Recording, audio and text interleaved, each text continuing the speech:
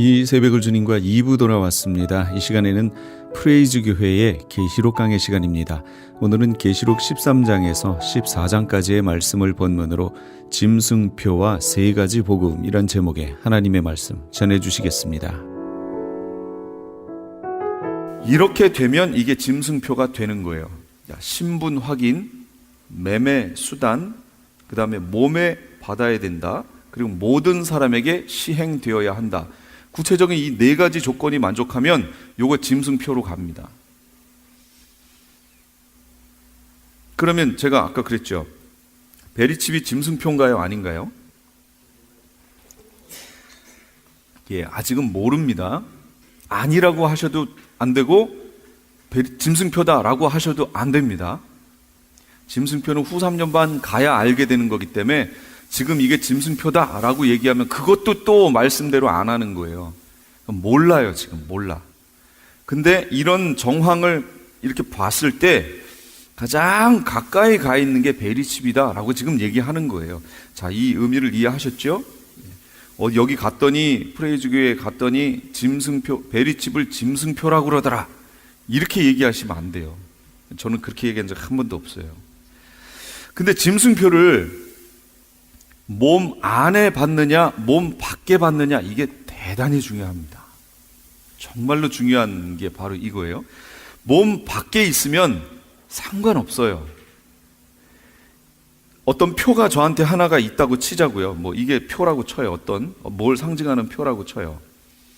요건 이제 제 몸 밖에 있죠. 그래서 제가 얼마든지 이렇게 가지고 다닐 수 있어요. 여기다 가지고 다닙니다. 그리고 이걸 필요로 하는 데 가서 사용하고 다시 이렇게 넣을 수 있어요. 그리고 제가 옷을 갈아입는다든지 하면 이걸 이렇게 내려놓을 수도 있잖아요. 그리고 제가 몸을 따로 갈 수도 있단 말이에요.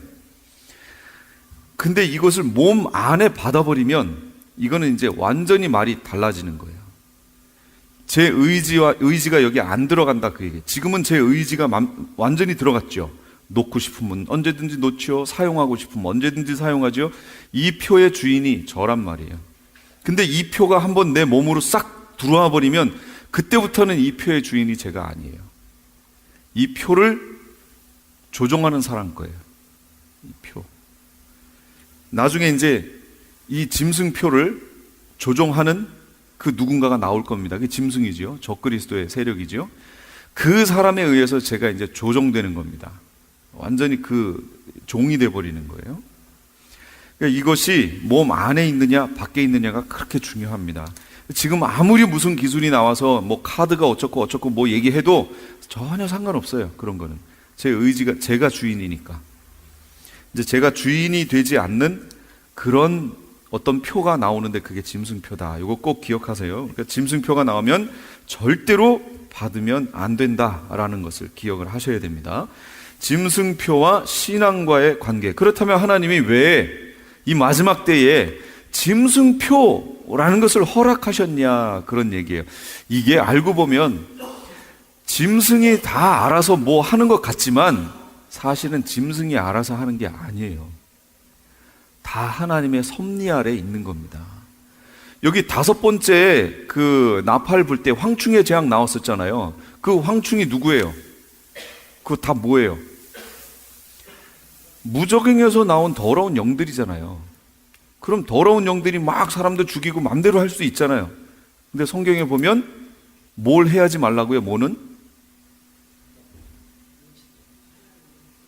인친자들 해야지 말고 그 다음에 또 뭘 하지 말라고 그래요?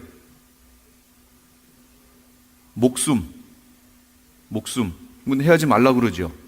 5개월까지 괴롭게만 하라 그 얘기예요. 누가 그러신 거예요? 하나님이 그러신 거죠. 그러니까 실제적으로 어떤 것들이 나타나는 건 더러운 영이나 그 시대를 지배하고 있는 어떤 더러운 세력들에 의해서 보여지지만 그럼에도 불구하고 그 뒤에서 그걸 딱 할 수 있는 범위까지만 딱 잡고 계신 분은 누구예요? 하나님의 허용하에 거기까지라는 거예요.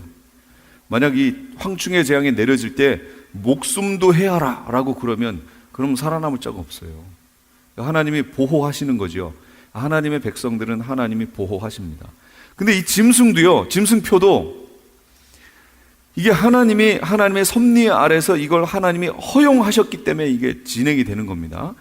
그럼 하나님이 이 짐승표 안 받으면 다 죽는다는 걸 아시는데 왜 짐승표를 허용하셨느냐라는 거예요. 다 알고 계신데. 그 내용이 짐승표와 신앙과의 관계입니다.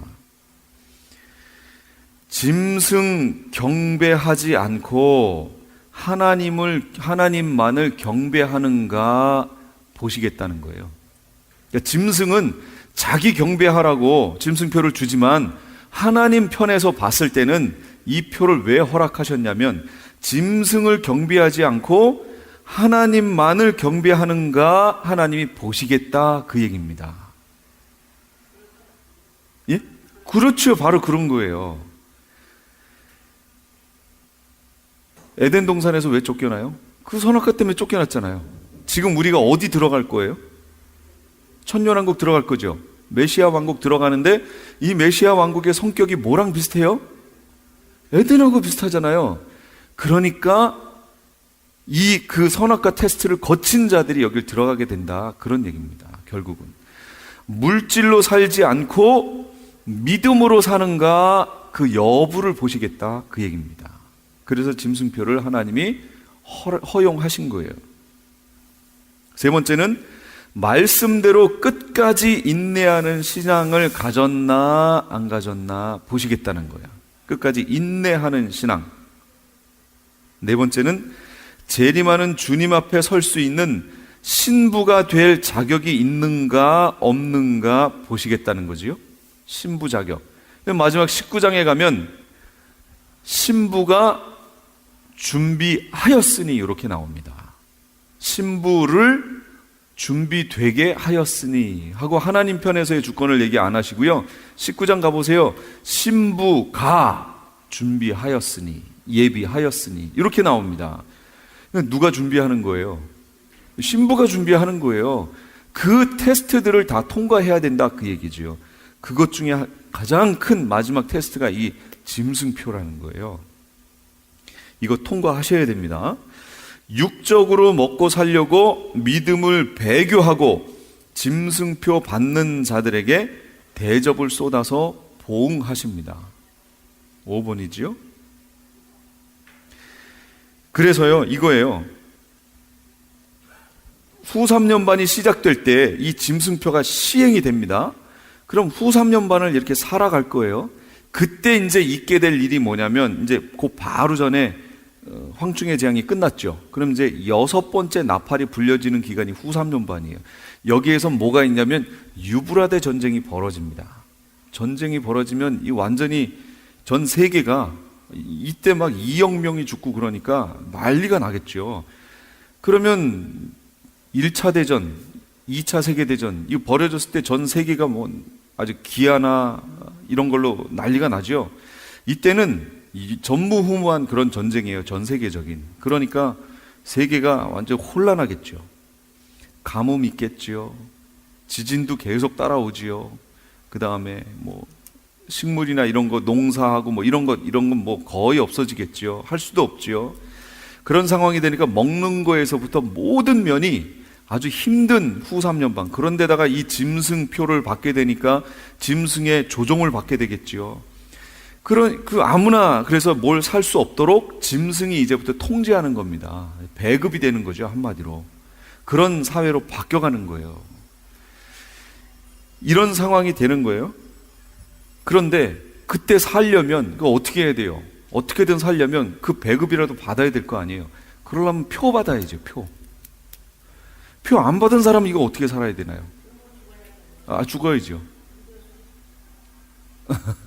죽어야죠.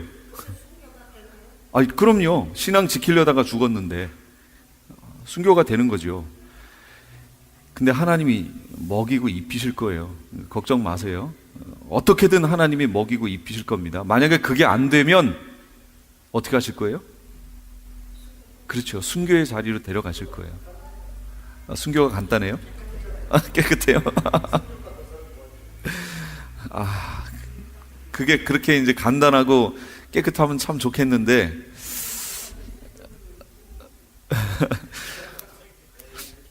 어쨌든 그렇게 됐어요.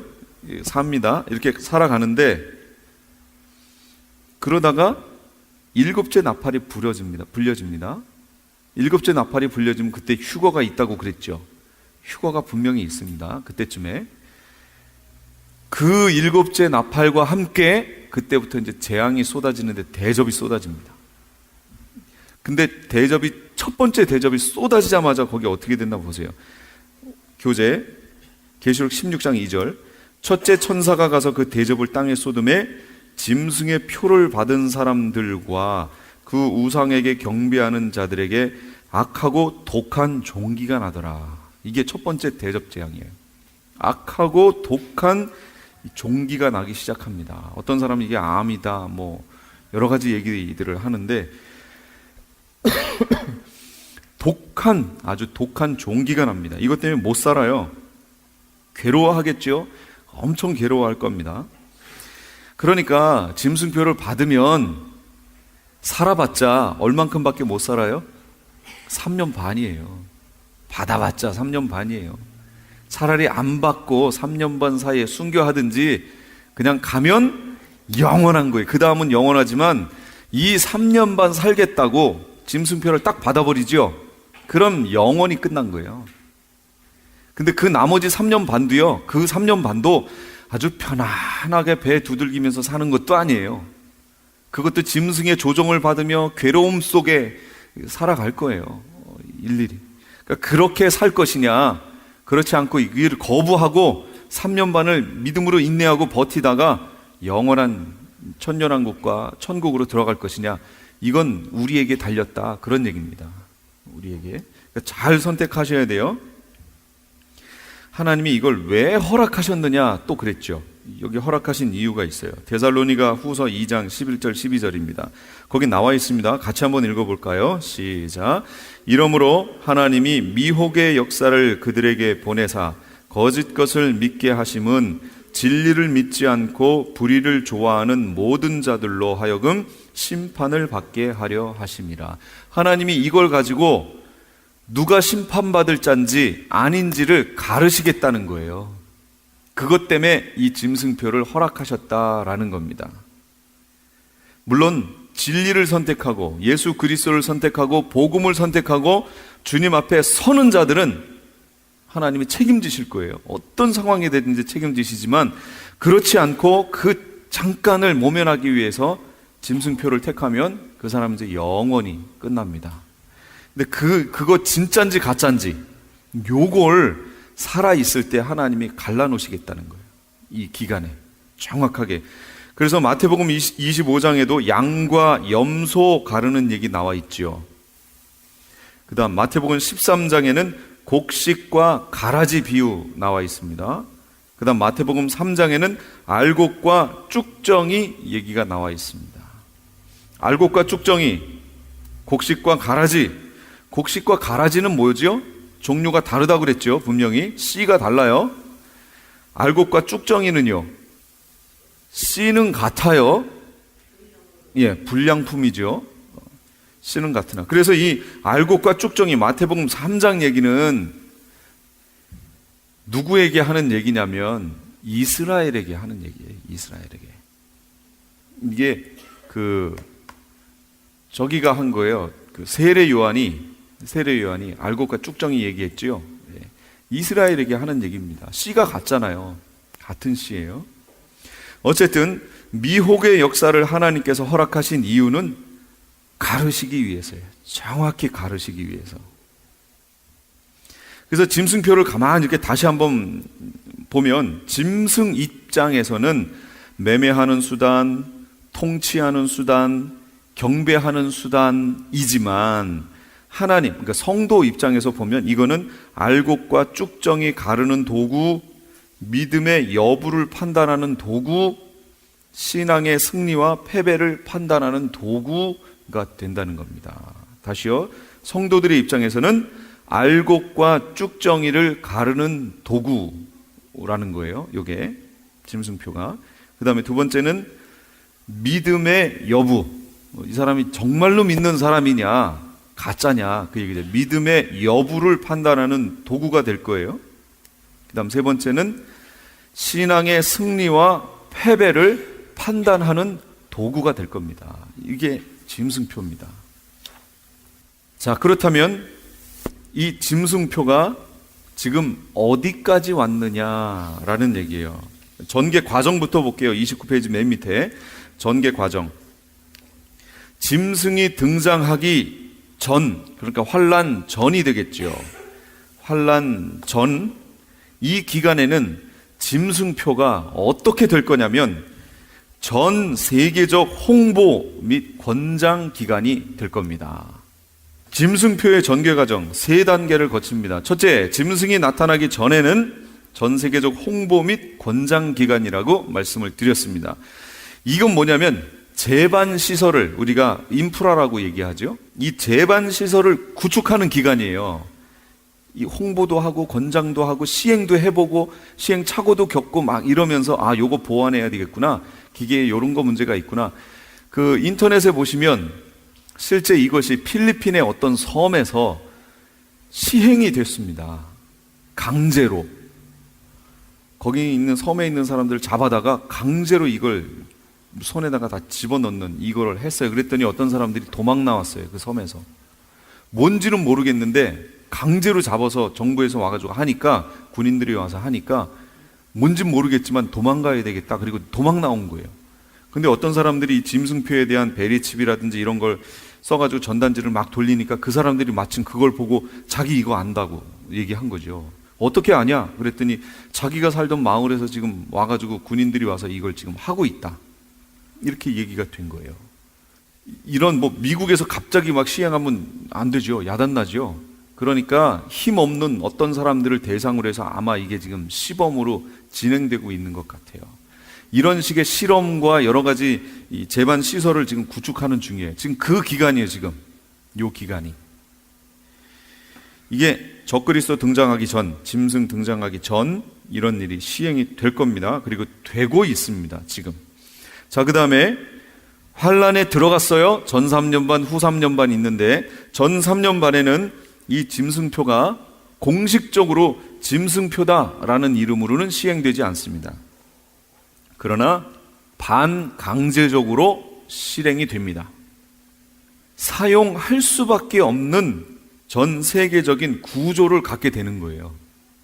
아니, 여태까지 내가 통장에 돈을 넣어놨는데 지금까지는 카드를 가지고 제가 얼마든지 쓰잖아요. 그리고 카드를 가져가면 가게나 이런 데에 보면 카드를 결제할 수 있는 시설이 다 돼 있다고요. 그러니까 이걸 쓰잖아요. 근데 가게에서 이런 카드 단말기를 싹 치워버리면 어떡할 거예요? 그럼 내가 아무리 카드를 갖고 있어도 못 쓰죠. 그리고 그걸 결제할 수 있는 수단으로 손이나 이마에다 박은 어떤 표를 읽는 코드 리더기를 갖다 놓고 이걸로만 결제할 수 있다라고 제반 시설이 그렇게 싹 바뀌어버리면 어떻게 해요? 완전히 이제 글로 넘어가는 거죠. 요게 이제 전 3년 반 들어갔을 때 이런 시스템으로 넘어가는 겁니다. 그 전엔 이미 그걸 구축하기 위해서 지금 사회적인 전반 시설이 그렇게 점점 지금 바뀌어가고 있었어요. 캐나다는 지금 캐시를 만들지 않는답니다. 이미 캐나다에는 돈이 없어요. 공식적으로 안 만듭니다. 있는 거는 소통이 되겠지만 이미 없어졌어요. 이게 캐나다만 그러겠느냐? 캐나다가 그럼 그 밑에 있는 여긴 미국인데 여기도 곧바로 그렇게 가겠죠. 전체적으로 이제 시설이 그렇게 갈 겁니다. 모든 게. 반강제예요. 이제 짐승이 통치하는 후 3년 반이 됐어요. 이때부터는 강제예요. 이때부터는 이제 안 받으면 죽어요. 안 받으면 살 수 없어요. 이건 강제 기간이에요. 요 시스템으로 돼 있습니다. 그러니까 요 성경에 보니까 이 짐승표는 짐승에게 경배하고 받는 것이 짐승표다 이렇게 얘기해서 지금 나와 있는 표, 예를 들면 제일 현재까지 상황이 베리칩이 제일 가깝게 가 있죠. 그래서 이거 받아도 상관없다. 지금 짐승이 없는데 무슨 짐승표가 있느냐 이렇게 얘기하시는 교회와 그런 목사님들이 계십니다. 조금 위험한 생각이에요. 그거는요. 이건 생명을 담보로 해서 함부로 얘기하는 겁니다. 본인은 복음안에 서 있다고 얘기할 수 있겠죠. 구원은 오직 그리스도 예수를 통해서 얻는 거니까 그래서 그렇게 얘기할 그 안에 서 있기 때문에 이건 구원과 전혀 상관없는 것처럼 복음 안에 서 있는 것처럼 얘기한다고 하는 그런 인식을 가질 수 있지만, 그래서 계시록을 보라 그 얘기예요. 계시록 아까도 읽었죠. 계시록을 보세요. 그런 그 내용이 아니에요. 잘 보시면 이제 더 확실해집니다. 현재까지 이 시스템은 베리칩까지 와 있습니다. 그러나 이것은 얼마든지 더 다른, 더 확실한 시스템으로 바뀔 수 있습니다. 그러니까 베리칩이 짐승표다 이렇게 다니시면서 막 얘기하고 다니시면 안 돼요. 그럼 오해가 많아요. 이제 조금 시간이 지나면 이거보다 더 발전된 게 나올 수 있습니다. 그러나 현재까지 베리칩이 나와 있고, 이 베리칩은 16단위의 고유 번호를 가지고 있습니다. 거기 나와 있습니다. 왜냐하면 전 세계 70억 명의 이상의 인구를 식별할 수 있으려면 이 코드가 필요한 거예요. 한국 같은 경우는 13개죠. 주민등록번호 13개잖아요. 여기는 9개죠. 미국은 9개잖아요. 이거 가지고는 전 세계 70억을 담을 수가 없어요.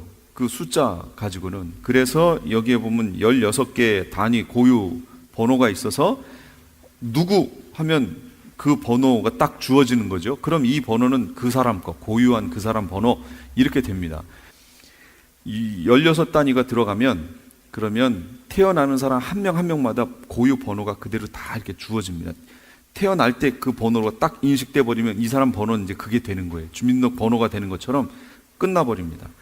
근데 여기 베리칩에는 현재까지 개인 생체 정보 및 GPS까지 들어가 있어요. 이 베리칩에. 그래서 인공위성에서 이 베리칩을 추적할 수 있습니다. 그 다음에 128개의 유전자 정보까지 거기 들어가 있고요. 그걸 통해서 인간의 DNA 유전자를 조작할 수 있는 정보도 거기에 담겨 있습니다.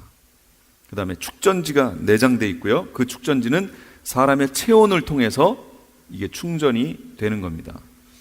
이제 앞으로 나노 기술이 개발되고 매매 수단이 몸 안으로 들어올 겁니다. 받지 않고는 살 수 없는 그런 시대가 되고요. 적그리스도는 자신을 경배하는 수단으로 그 표를 이용하게 될 겁니다.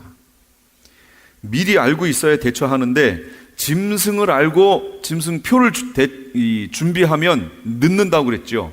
나오자마자 그냥 바로 시행이니까. 성경에서 이렇게 자세하게 이 기능에 대해 설명해 놨어요. 그러니까 이 기능을 따라가 보시면 돼요.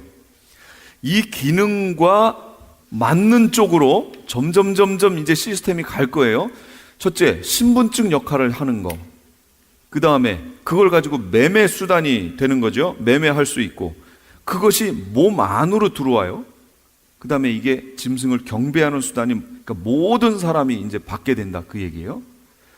요 네 가지만이라도 잊지 마시고 잘 보세요. 모든 사람에게 시행되고, 몸 안으로 들어오고, 신분증의 역할을 하고, 그것이고 또 매매 수단이 되는 요런 시스템으로 뭔가가 이제 나올 겁니다. 이제 그걸 자꾸 강조하면서 자꾸 하라고 그럴 거예요.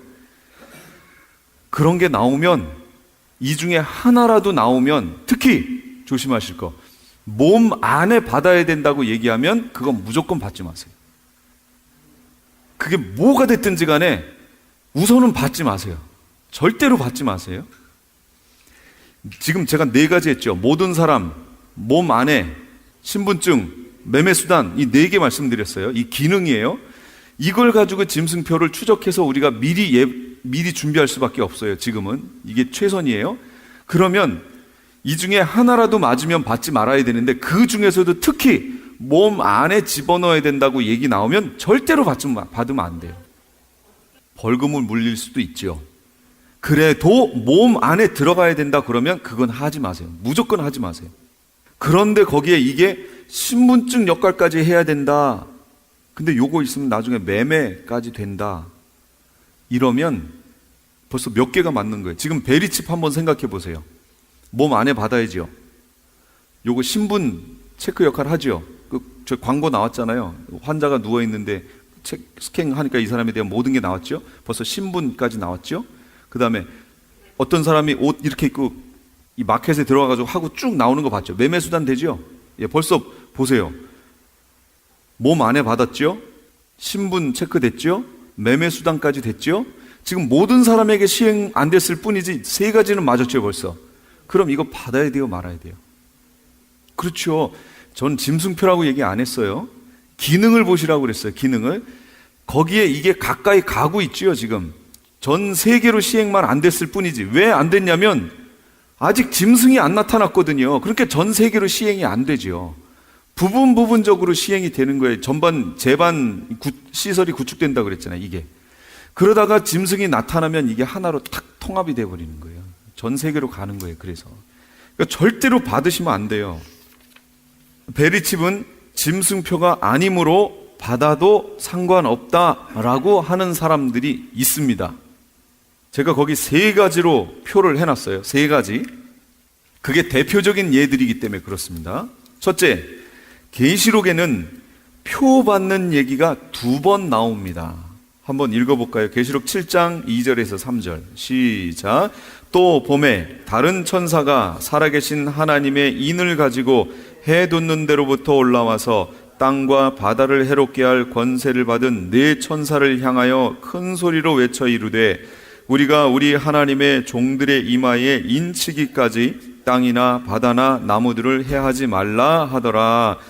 이거 누구에게 인친 거였죠? 14만 4천에게 인쳤던 내용이지요. 그 다음에 지금 오늘 본문이에요. 13장 16, 17. 이렇게 표를 받는다. 인 딱 치니까 표 받는 거잖아요. 그러니까 표를 받는다라는 뜻이 계시록에는 2가지가 나옵니다. 그러므로 표를 받아도 상관없다고 얘기하는 사람이 이걸 가지고 얘기하는 거예요. 뭐냐면, 자, 첫 번째 표를 보세요. 첫 번째 표 받는, 인 받는 얘기가 영적인 거죠. 영적인 표지요. 그러면 이 짐승표도 똑같이 표 받는 거니까 이것도 영적인 표로 이해해야 된다. 이렇게 나오는 거예요. 말이 안 되죠. 아니, 이 유명한 사람들이 이렇게 주장한다니까요. 제가 이거 근거 없이 말하는 거 아니에요. 제가 이렇게 얘기하면 방송으로 나가니까 또 누구 지적하면 안 되니까 제가 얘기 안 하는 것 뿐이에요. 첫 번째 있는 이 인이 영적인 인이기 때문에 2번째 있는 짐승표라고 하는 이 표도 영적으로 해석해야 된다. 이렇게 말하는 거예요. 그래서 이건 짐승표는 실제적인 표가 아니다 라고 얘기하는 거예요. 아무리 성경을 봐도 실제적이죠. 참 이 성경을 그러니까 제가 이상하다. 그분이 보는 성경과 제가 보는 성경이 다른가 싶은 거예요. 첫 번째 걸 보세요. 7장에 나와 있는 표는 표를 치는 주체가 누구예요? 천사. 하나님의 인을 가지고 와서 천사가 치잖아요. 그럼 천사가 치는 인이 무슨 인이에요? 영적인 거예요? 육적인 거예요? 당연히 영적인 인이죠. 그건 영적인 인이에요. 그럼 여기 2번째, 지금 오늘 우리가 본 짐승표는 누가 쳐주는 거예요? 치는 주체가 누구예요? 2번째 땅에서 올라온 짐승 누구예요? 종교 지도자인데 그걸 누구라고 우리가 얘기하죠? 거짓 선지자였잖아요. 거짓 선지자는 사람이에요? 영체예요? 사람이에요, 사람. 이 땅에 있는 종교 지도자라니까요. 그러니까 이 사람이 치는 건 당연히 육적인 표겠죠. 아니, 여기 이렇게 너무 그냥 성경적인 상식이 없고 지나가는 사람한테 읽으라고 해도 표가 날 것 같아요. 이거 그냥 이해를 할 것 같은데 이걸 가지고 그렇게 이해해서 짐승표는 영적인 표현이 상관없다라고 얘기하면, 그래서 성도들로 하여금 이 부분을 헷갈리게 만들면 이 사람이 진짜 누구의 종인 거예요? 그렇죠. 그 사람이 거짓 선지자, 한 거짓 선지자들 중에 하나일 수 있는 거죠. 이건 얼마나 중요한지 몰라요. 이 표가. 뒤에 아까 제일 처음에 읽으셨죠? 표 받으면 어떻게 된다고 그랬어요? 불못에 던져진다고 그랬잖아요. 그러니 얼마나 중요한 표인데 이걸 그래서 참 안타까운 거예요. 이게 너무 안타까운 거예요. 이 중요한 표를. 2번째, 카톨릭이 어떻게 했냐면요, 콘스탄틴에 의해서 이 기독교를 공인하면서부터 토요일이 안식일이었는데 이걸 일요일로 바꿔버리죠. 주일로 바꿨습니다. 이 부분은 바꾼 거예요. 이건 확실해요. 이것이 바로 짐승표라는 거예요. 이게 토요일 안식일이 일요일 주일로 바뀐 것이 짐승표라는 거예요. 그래서 일요일을 주일로 알고 믿고 그렇게 신앙생활 하는 사람들은 짐승표를 받았다는 거예요. 그럼 여기 지금 오늘 와 계신 분들은 다 짐승표 받으신 분들이에요. 바로 그거예요. 그냥 나오지요, 답이. 참 안타깝다는 거예요. 그러니까 이분이요, 인터넷에서 얼마나 막 거품을 물면서 얘기해요. 이걸 주장하는 분이. 근데 저는 그걸 보면서, 아니, 저분이 왜 저렇게 저걸 거품을 물지? 성경이 아닌데? 하는 마음을 갖는 거예요. 토요일을 주일로 바꿨어요? 이게 짐승표래요. 그럼 여기 계신 분은 다 짐승표 받은 거예요, 지금. 자, 매매하러 갈 겁니다. 매매하러 가보자고요. 자, 이제 이걸 가지고 한번 물건을 사보자고요. 제가 어디 가가지고 이 마우스를 샀다고 쳐요. 자, 샀습니다. 거기서 짐승표를 보여달래요. 매매 수단이니까. 어떻게 보여주실 거예요? 보여줘 보세요, 한번. 여기요? 저 우리 교회 가보세요? 저기요? 아니면 주보 가져가실 거예요? 주보. 자, 우리 교회 이 주일. 어떻게 보여줄 거예요, 그 표를? 그러니까 이분은 또 한층 더 떠서 뭐라고 얘기하냐면, 천주교에 가면 신부들이 여기에다가 이거 하죠. 여기에다 십자가 이렇게 거주잖아요, 이렇게. 그래서 이게 짐승표라는 거예요, 이게. 또 이게 짐승표라는 거예요, 이게 표라는 거예요. 이게 짐승표고, 또 이렇게 성호 긋는 거, 이게 짐승표래요. 그러면 자, 매매하러 갑시다. 자, 샀습니다. 짐승표 보여달래요.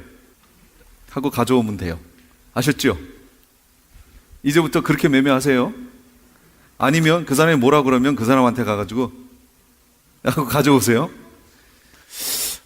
이상하다는 거예요. 이 사람이 왜 성경에 이렇게 짐승표 기능이 여기 뚜렷하게 나와 있는데, 그래서 성경을 좀 이런 어렵지 않죠? 아니, 요걸 좀 이렇게 보고 했으면 좋겠는데, 아니, 이걸 대체 어떻게 해서 이렇게 해석이 나올까? 왜 그렇게 해석이 나오는 줄 아세요? 이걸 바로 알레고리칼한 해석이라고 얘기하는 거야. 은유적 해석. 계시록에 나와 있는 모든 것을 다 은유적으로 해석을 해버린 거예요. 30페이지 맨 밑에 3번. 베리칩을 짐승의 표로 보고 베리칩을 받으면 구원을 잃는 것으로 호도하는 것은 잘못된 성경 해석임을 천명한다. 어디라고 제가 얘기 안 해요. 주장의 근거, 요 말만 보면 참 그럴듯해요. 구원은 베리칩을 받고 안 받고의 문제가 아니라 예수 그리스도를 믿느냐 안 믿느냐로 결정되는 것이기 때문이다. 그렇죠? 예, 요것만 보면 그렇다 그 얘기예요. 구원은 예수 그리스도를 믿느냐 안 믿느냐로 결정되는 것이기 때문이다. 맞아요. 이게 틀리지 않아요. 그럼 예수 그리스도를 믿느냐 하는 문제는 뭐냐, 그런 얘기죠. 그러면 예수 그리스도를 믿는다는 얘기는 예수 그리스도가 하신 얘기대로 따른다는 얘기죠. 그럼 그 밑에 있는 14장 9절에서 11절 같이 읽어볼게요. 시작. 또 다른 천사 곧 셋째가 그 뒤를 따라 큰 음성으로 이르되, 만일 누구든지 짐승과 그의 우상에게 경배하고 이마에나 손에 표를 받으면 그도 하나님의 진노의 포도주를 마시리니 그 진노의 잔에 섞인 것이 없이 부은 포도주라. 거룩한 천사들 앞과 어린 양 앞에서 불과 유황으로 고난을 받으리니 그 고난의 연기가 세세토록 올라가리로다. 짐승과 그의 우상에게 경배하고 그의 이름표를 받는 자는 누구든지 밤낮 쉼을 얻지 못하리라 하더라. 셋째 천사가 전했어요. 누구 말씀 전한 거예요? 셋째 천사가? 예수님의 말씀 전한 거죠. 그럼 여기서 예수 그리스도를 믿느냐 안 믿느냐가 구원을 결정하는 거라면서요. 그럼 예수 그리스도가 하신 말씀을 믿어야죠. 그럼 예수 그리스도가 뭐라고 얘기했어요? 표 받으래요, 말래요? 받지 말래죠. 그럼 안 받아야죠. 안 받아야 되는데 예수 그리스도를 믿느냐 안 믿느냐로 구원이 결정된다 하고 표를 받아버리면 그 사람 예수님 믿는 거예요, 안 믿는 거예요? 쭉정이죠. 안 믿는 거죠. 그러니까 받으면 안 돼요. 이 내용이 계시록에 있잖아요. 그럼 계시록을 안 보고 앞에 것까지의 내용을 보자고요. 유다서까지의 내용을 보면 그 앞에 표 받지 말란 얘기가 있어요, 없어요? 없지요. 없어요. 표 받지 말라 그런 얘기 없어요. 그러니까 계시록은 덮어놓고 한 번도 안 보고 목회자들도 안 보고 성도들에게 얘기 안 하고 그 앞에 부분까지만 열심히 보고 복음을 전해요. 그러니까 여태까지 그래 왔잖아요, 사실. 그러니까 첫째 부활을 그 중생하는 게 첫째 부활이라고 얘기하고 있죠. 그게 아닌데도 지금 안 봤으니까 계속 그렇게 주장하고 짐승표 받으면 안 된다, 받으면 안 된다. 그래도 구원은 예수 그리스도를 믿느냐 안 믿느냐로 결정되는 거지 표를 받느냐 안 받느냐로 결정되는 것이 아니다. 이렇게 얘기하면 그 사람은 성도들을 죽이는 거예요. 정말로 죽이는 겁니다. 아니 이렇게 정확히 나와 있는 걸 제가 없는 얘기한 거 하나도 없죠. 참 안타깝다 얘기입니다. 그러니까 성경을 덮어놓고 신앙생활, 우리 교수님 말씀대로 성경을 덮어놓고 하지 말고 펼쳐놓고 신앙생활 하라고, 덮어놓고 하지 말고 펼쳐놓고 신앙생활 하라고 하신 말씀이, 그분은 농담 삼아 농담 반 진담 반 이런 걸 얘기하셨지만 계속 공부하면 할수록 야 그렇구나, 정말 성경을 펴놓고 이게 말씀이 그러한가 하여 이거 말씀을 계속 상고하는 이것이 꼭 필요하다라는 얘기입니다. 자, 그 다음 31페이지로 넘어가겠습니다. 그 위에 시온산 위에 어린 양과 14만 4천은 옛날에 얘기했던 부분이에요. 14만 4천 거기에서 그 밑에 있는 세 천사에 전한 복음, 거기를 볼게요. 14장으로 이제 넘어가면요,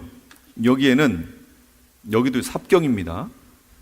요 앞에 부분은 어린 양이 시온산에 섰고 14만 4천이 서 있는 그 모습이 쭉 나오고요, 14만 4천에 대해서 설명을 해주고 있다가 14장 6절 거기에 보시면 또 보니 다른 천사가 공중에 날아가는데 땅에 거주하는 자들 곧 모든 민족, 족속, 종족, 방언, 백성에게 전할 영원한 복음을 가졌대요. 영원한 복음, 영존하는 복음을 가졌어요. 그럼 복음은 그 앞에 예수 그리스도 아니에요? 근데 여기 보니까 복음을 가졌대요. 그래서 세 가지를 말할 겁니다. 그러니까 계시록 공부 안 하면 이 복음의 내용이 뭔지를 모르는 거죠. 그가 큰 음성으로 이르되 하나님을 두려워하며 그에게 영광을 돌리라. 이는 그의 심판의 시간이 이르렀음이니 하늘과 땅과 바다와 물들의 근원을 만드신 이를 경배하라. 첫 번째 천사가 지나가면서 첫 번째 복음을 말하는데 오직 뭐예요? 하나님께만 영광을 돌려라. 앞에서 우리가 나팔 불던 거 생각해 보세요. 첫째 나팔 불었더니 하늘, 땅, 바다, 물들의 근원을 심판했죠. 그 내용이 여기 그대로 나오잖아요. 그럼 왜 이것들을 근원을 만드신 이를 경배하라고 얘기할까요? 사람들은 하늘, 땅, 바다, 물들의 근원을 만드신 분을 보지 않고 누굴 봐요? 그것들을 보는 거예요. 땅을 보고 하늘을 보고 바다를 보고 물들의 근원만 보는 거예요. 거기다가 우상 만들어 놨죠. 이것을 만든 분을 보라 그 얘기예요. 만든 분이 누군지를 보라. 그러니까 하나님께만 영광을 돌려라. 그래서 그 앞에 이런 부분들에 대해서 3분의 1, 3분의 1 하면서 다 쳐버린 거예요. 그거는 신이 아니다 그 얘기입니다. 견고한 마귀의 견고한 진들을 다 무너뜨린 거예요. 그래서 오직 하나님만이 경배를 받으시는 분이다, 그런 얘기입니다. 이 14장은 지금 후 3년 반에 해당하는 내용이에요. 여기에 있는 삽경이에요 지금. 자, 그 다음에 둘째, 또 다른 천사하고 둘째가 그 뒤를 따라 말하되 무너졌도다 무너졌도다 큰 성 바벨론이여 모든 나라에게 그의 음행으로 말미암아 진노의 포도주를 먹이던 자로다 하더라. 바벨론이 무너졌다는 거예요. 큰 성, 바벨론이 뭐냐? 큰 성이라는 거예요. 시티라는 거죠. 큰 성. 그래서 그러면 바벨론이 어디냐? 이렇게 이해하시면 돼요. 하나님의 나라, 예수 그리스도의 나라의 수도는 어딜까요? 그렇죠. 그게 예루살렘이에요. 그럼 마귀의 나라의 수도가 그게 바벨론인 거예요. 그 바벨론이 무너졌다라는 거예요. 이제 이 후 3년 반 지나면서 이제 뒤에 가면 무너지잖아요. 그게 무너진다 그 얘기입니다. 그래서 큰 성 바벨론은 적그리스도의 나라의 수도예요. 이건 실제인 거예요. 실제. 영적인 어떤 그거 아닙니다.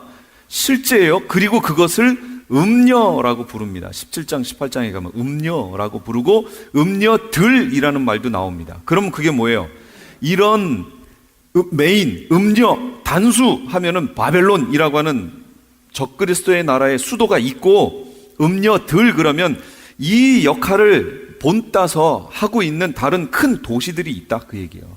도시들에서 이 일을 하는 거예요. 여기 LA도 그렇게 할 겁니다. LA도 음녀들에 들어가는 거예요. 뉴욕 거기도 그렇게 들어가는 거예요. 다 들어가요. 그래서 제가 그랬잖아요. 이제 가면 갈수록 되도록이면 도시를 떠나 자꾸 여기를 벗어나는 방향으로 가실 수만 있다면 그렇게 가십시오라고 설명을 드린 것이, 이제는 도시에 이 더러운 영들이 더 집중적으로 모이기 시작할 거예요. 지금은 무적행이 아직 열리지 않아서 그 더러운 영들이 나오지 않았지만, 그게 나오면 이 영들이 도시로 집중해서 들어가게 될 거란 말이죠. 그러니까 도시는 완전 타락하게 될 겁니다. 귀신의 처소가 될 거예요. 그러니까 되도록이면 벗어나셔야 돼요. 모든 것으로부터. 두 번째 복음이 바로 그 짐승의 도시 바벨론이 무너진다는 거예요. 그러니까 그런 데다가 소망 두지 말라는 거예요. 우리의 소망은 하나님이다 라는 얘기입니다. 이게 복음이라는 거예요. 셋째 복음이 뭐였어요? 그게 바로 제가 조금 아까 읽었던 9절에서부터 짐승표 받지 말라 그 얘기입니다. 짐승표 받으면 이렇게 된다 그 내용이에요. 계시록에 들어가 있는 세 가지 복음이 그 내용이에요. 하나님께만 경배해라, 바벨론 무너진다, 짐승표 받지 말아라 그 내용이에요. 근데 계시록을 안 보면 이거 어떻게 해요? 이거 다 놓칠 거 아니에요 지금. 그래서 안타까운 거예요. 자꾸 계시록을 보는 교회는 이단이라고 얘기하고 멀리하고 하는 사람들한테 거짓 선지자의 역할을 그대로 가면 그대로 거짓 선지자 역할을 하게 될 텐데 참 안타까운 거예요. 그렇게 하지 말고 계시록을 좀 저희가 여기에서 하는 계시록 해석대로 가라는 얘기가 아니에요. 그냥 계시록을 보라 그 얘기예요. 성경을 펴놓고 한번 봐라 그 얘기예요. 봐라. 그러면 본인들이 지금 주장하고 무턱대고 따라가고 있는 내용들하고 맞나 안 맞나 분별을 좀 해봐라. 성경을 보고 그런 내용이에요.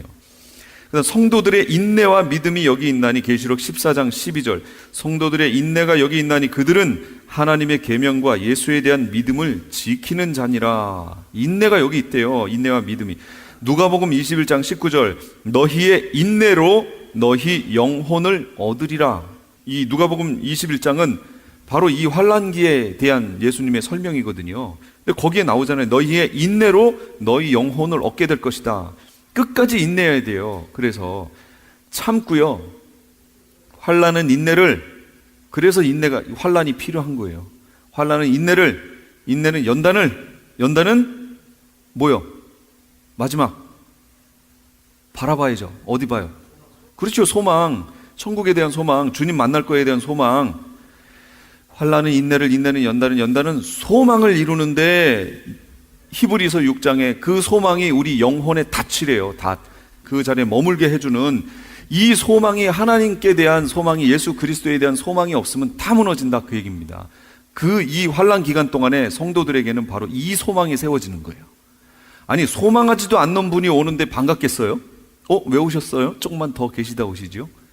지금 오시면 안 돼요. 지금 조금만 더 있다 오세요. 이러는 성도들이 얼마나 많은데요. 지금 안 그러세요? 지금 예수님 오신다 그러면 아멘 주 예수여 오시옵소서 하고 나가실 거예요? 아니면 주님 조금만 더 있다가 오세요? 제가 요거 지금 하고 근데 한번 주변에 가서 확인해 보세요. 지금 예수님 오신다고 그러면 아멘 주 예수여 오시옵소서 하고 갈 건지 솔직한 마음을 털어놓으라고 하세요. 그러면 대부분의 크리스찬들이 주님 조금만 더 있다 오세요 이렇게 얘기합니다. 예. 예. 그러니까 한번 물어보시고요. 왜 그러냐고 물어보세요. 소망이 없어요. 소망이. 왜 소망이 없는 줄 아세요? 환난이 없었어요.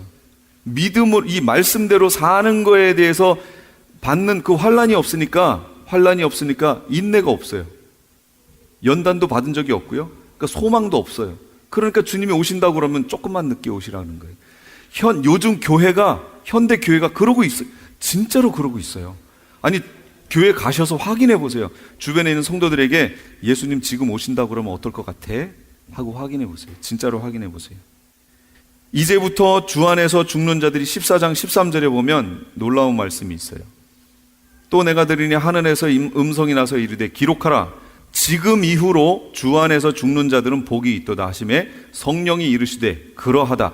그들이 수고를 그치고 쉬리니 이는 그들의 행한 일이 따름이라 하시더라. 지금 이 14장은 후 3년 반의 삽경이에요. 그러면 지금 이후로 주 안에서 죽는 자들은 복되다 그랬죠. 그럼 죽음이 연결해 보세요. 죽음이 언제 멈췄었죠? 성도들에게 황충재앙이었죠. 이게 후 3년 반 넘어가기 바로 직전까지였잖아요. 죽음이 멈췄어요. 이 14장은 바로 그 후 시대, 후 3년 반 시대를 지금 얘기해 주는 거예요. 그래서 지금 이후로 죽는 자들은 복되도다 얘기하는 겁니다. 그럼 이들의 죽음은 뭘로 하나님이 여기신다는 거예요? 순교를 여기신다는 거예요. 이제 후로 순교자의 수가 차기까지 순교자들의 제단에서 엎드려 기도하는 자들에게 아직 잠깐만 여기서 있으라, 순교자들의 수가 차기까지 하시면서 흰 옷을 입혀주시잖아요. 그 내용이 여기서 가는 거예요. 이제 이 순교자의 수가 차면, 후 3년 만에 순교자의 수가 차면 예수님이 오시는 거예요.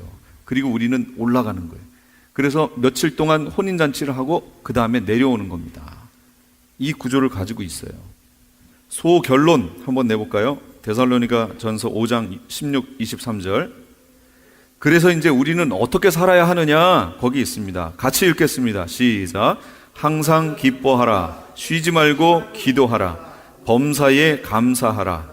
이것이 그리스도 예수 안에서 너희를 향하신 하나님의 뜻이니라.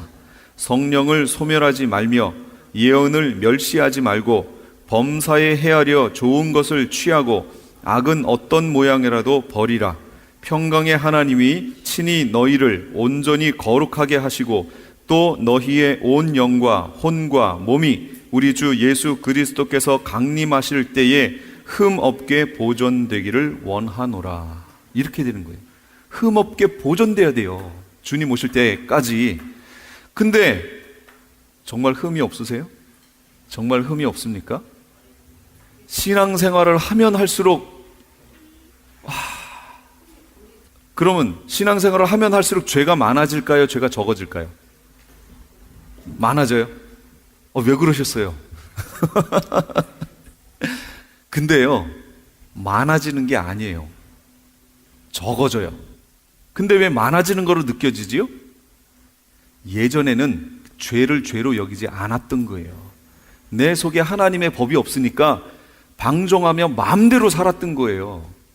그런데 이제 주 안에 들어와서 하나님이 예수 그리스도가 내 안에 성령으로 와 계시니까 이제는 예전에 죄의식 없이 행했던 것들이 주님과 함께 동행하면 할수록 이게 먹이었구나, 검정색이었구나를 알기 시작하는 거예요. 옛날에는 그게 하얀색인 줄 알았어요. 생명이었던 거죠. 근데 이게 거치고 나니까 보이기 시작하는 거예요. 가면 갈수록. 그러니까 느껴지기는 왜 이렇게 신앙생활을 하면 할수록 죄가 많아지는지 모르겠어요. 근데 그건 당연한 거예요. 그렇게 돼야 돼요. 그래야 해결할 거 아니에요, 그 부분은. 그러나 실상 주님이 이렇게 보셨을 때는 그 죄가 하나하나 제거되고 있는 거예요. 그러니까 보여야 돼요. 안 보이면 안 돼요. 신앙생활 하면 할수록 너무 거룩해져요. 내 삶이 막 조금 있으면 저 하늘로 올라갈 것 같아요. 이러면 안 돼요. 보여야 돼요. 우리가 구원받고 우리가 용서받은 건 내가 뭘 해서 한 게 하나도 없어요. 그래서 바울이 뭐라고 그래요? 오호라 나는 곤고한 사람이로다. 이 사망의 몸에서 누가 나를 건져내랴.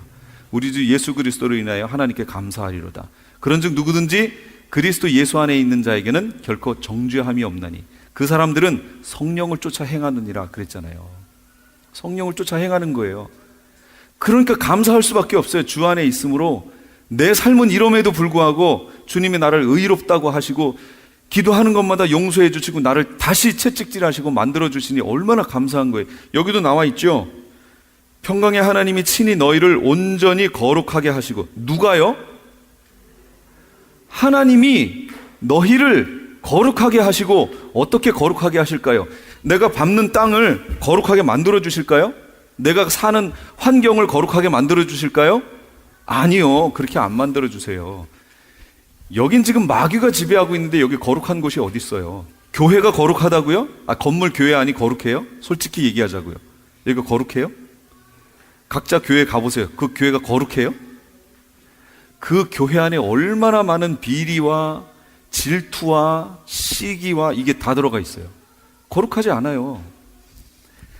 친히 거룩하게 하신다는 것은 그런 곳을 밟았음에도 불구하고 그게 거룩하지 않은 것임을 우리로 깨닫게 하시고 그거에 대해서 반응하게 만드시는 거예요. 자꾸 거룩에 대해 훈련하게 하시는 거예요.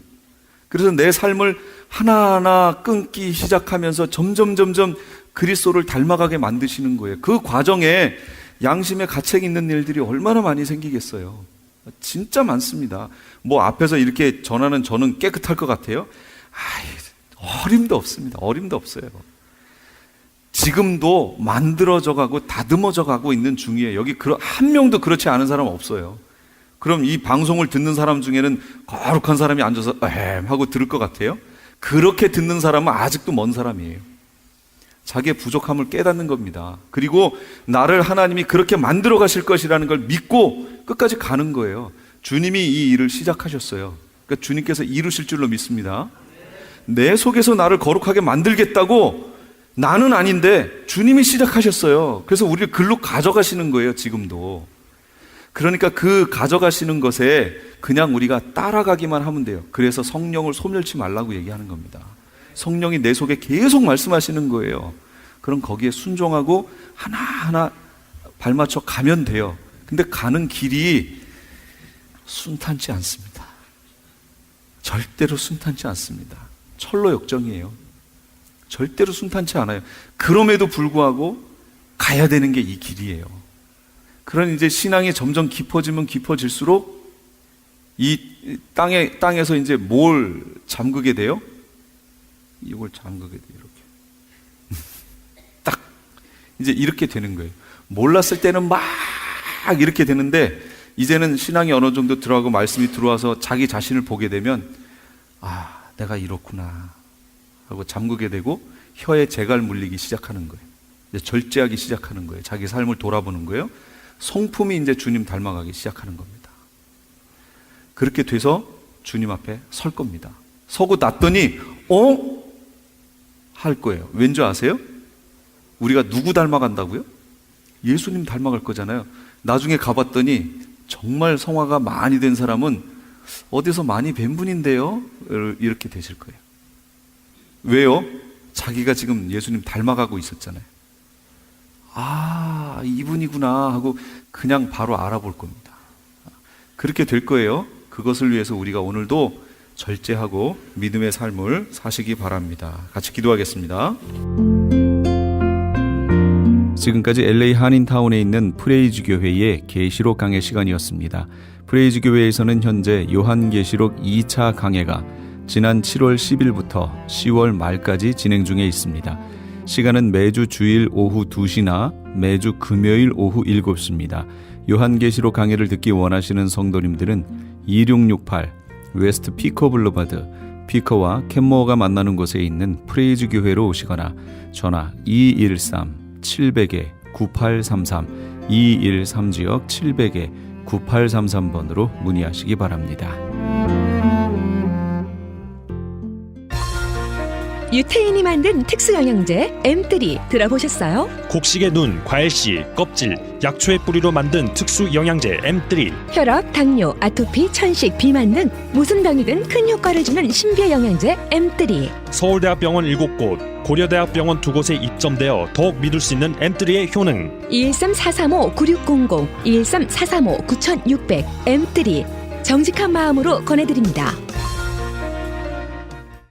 아니, 당신 미장원 다녀왔어? 헤어스타일이 확 바뀌었네.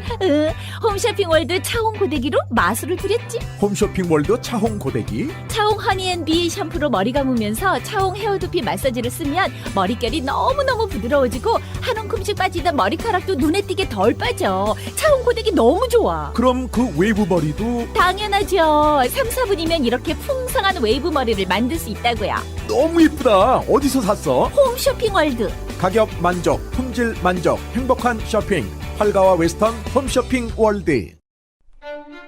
시민권 신청, 부모님, 배우자, 자녀 영주권 신청, 취업이민, 종교이민, 학생비자, 신분 변경, 추방유예, 결혼, 공증. 인생이 달린 이 모든 일 어디에 맡겨야 할까요? 한인타운 연장자 센터의 모츠 기관인 주는 사랑채 이민법률센터에 맡기세요. 21년 이민법 경력의 박창영 이민국 공인 변호인이 성심을 다해 도와드립니다. 올림픽과 윌튼 323-735-7888 323-735-7888. 안녕하세요. 시니어 전문 플래너 폴선입니다. 메디케어 파트 A와 B를 받았거나 메디케어와 메디카를 갖고 계신 분들은 메디케어 어드밴테이지 플래너로 처방약 보험, 보조보험에 가입할 필요 없이 치과, 침술, 안경 등의 혜택을 받을 수 있습니다. 수호천사보험 시니어 전문 보험 라이센스 에이전트 폴선 213503-6897 213503-6897. 상담은 주 7일 오전 8시부터 오후 8시까지. 벽에 게시판.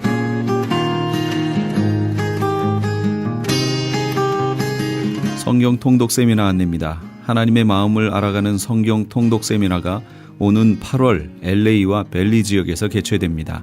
LA 지역은 8월 13일 토요일 오전 9시부터 오후 4시까지 LA 비전교회 본당에서 있으며, 벨리 지역은 그 다음 주 토요일인 8월 20일 토요일 오전 9시부터 오후 4시까지 온누리 교회에서 있습니다. 세미나 강사는 온누리 교회 부목사이신 김권수 목사님이며 5시간 강의를 통해 성경 일독의 효과를 얻게 될 것입니다. 회비는 점심과 교재비로 20불이며 자세한 내용은 전화 213-434-7227 213지역 434-7227번으로 문의하시기 바랍니다. LA 한인타운에 있는 프레이즈 교회에서는 매주 주일 오후 2시와 매주 금요일 오후 7시에 요한계시록 2차 강해가 10월 말까지 진행됩니다. 이방 교회와 대체 신학으로 인해 가려진 이스라엘과는 어떠한 관계가 있는가? 우리가 왜 이스라엘을 알아야 하는가? 이스라엘을 통해 약속하신 하나님의 시간표는 어떻게 되는가 등 말세를 사는 우리들이 지켜보고 준비해야 하는 것들이 무엇이 있는지를 함께 고민하고 나누는 시간이 될 것입니다. 요한계시록 강해를 듣기 원하시는 성도님들은 2668 웨스트 피커 블루버드 피커와 캔모어가 만나는 곳에 있는 프레이즈 교회로 오시거나 전화 213-700-9833 213지역 700-9833번으로 문의하시기 바랍니다.